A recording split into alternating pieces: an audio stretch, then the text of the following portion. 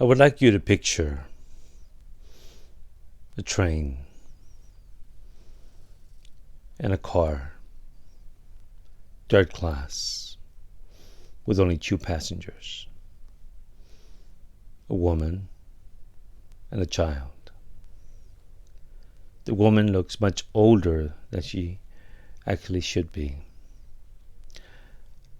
The girl, the child, is 12 years old. She is the daughter. It is August.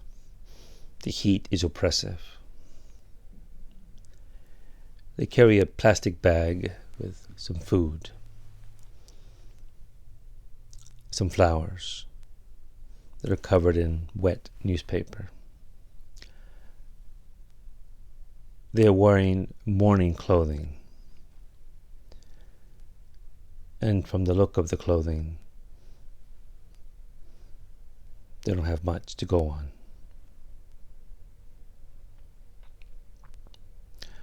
When the train stops,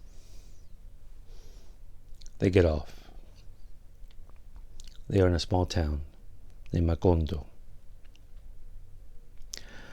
The mother makes it very clear to the girl that she needs to do anything to do it now and to remember not to cry. The little girl understands her mother, even though she may not understand what exactly is happening. They walk into this small town, and people are looking at them. They go to the chapel where the priest is, the local priest. They insist on seeing him, even though he's taking a siesta, a nap. She says it's an emergency, they must see him immediately. The priest steps out and meets them and wants to know what this is about. The woman says she wants the keys to the cemetery. The priest asks why.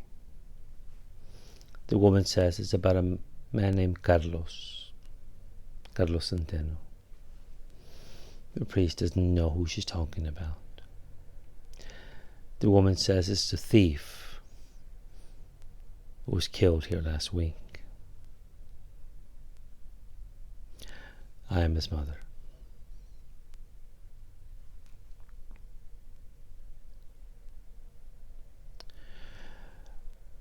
What I've just described to you are the first 2 pages of a 7-page story written on Easter week, if I remember correctly, in 1958 by Gabriel Garcia Marquez.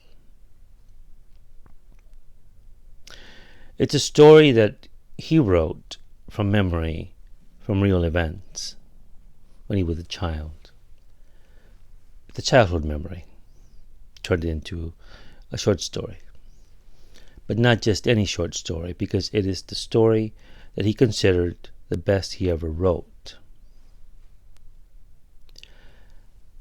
This is before 100 Years of Solitude. This is before Love in the Time of Cholera. This is before General in his Labyrinth. This is before the international fame and his Nobel Prize for Literature. It's a very intimate story, a very personal story.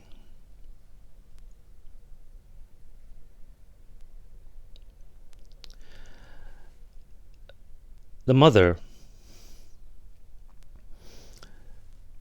tells the priest, who questions her about her son's character. Apparently he was trying to break into a woman's house, and she shot him dead.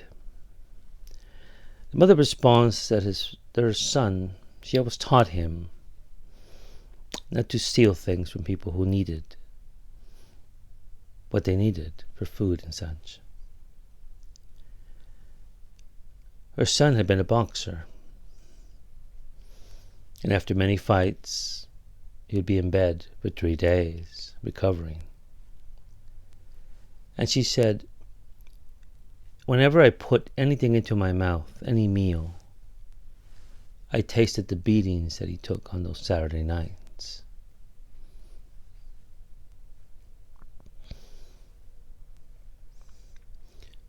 It's likely, to the reader, that maybe one of those nights he went to the wrong door. But in spite of that, the mother's there. She wants to claim her son. It's at that point that the priest notices that the crowd has appeared on the streets, surrounded the parish, and it's extremely hot.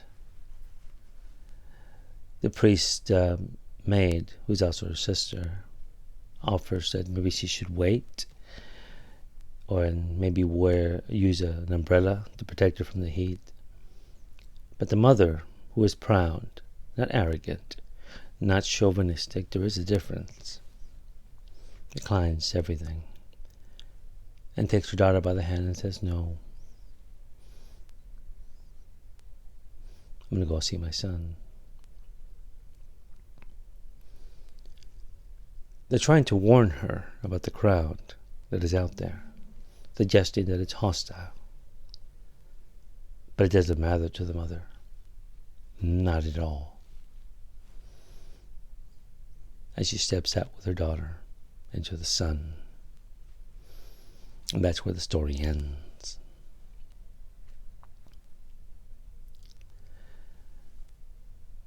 When asked where should one begin with Garcia Marquez, I suggest begin with this story. You will understand him, his storytelling, his humanity, and why he is one of the best writers to ever walk on this earth.